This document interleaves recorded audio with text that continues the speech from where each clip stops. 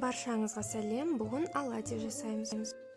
Бізге керегі айран, жұмыртқа, қант, аздап тұз, ұн және ас содасы.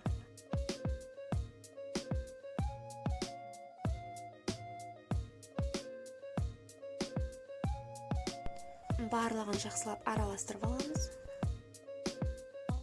Қамырымыздың бетін жауып, жылы жерде жарты сағатқа қалдырамыз. Қамырымыз аздап көтерілді. Табамызды аздап майлаймыз.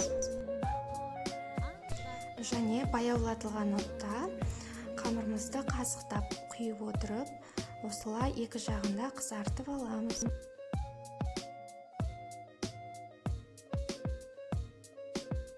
Оладьйіміз дайын болды. Осы рецептпен жасап көріңіздер, аз болсын.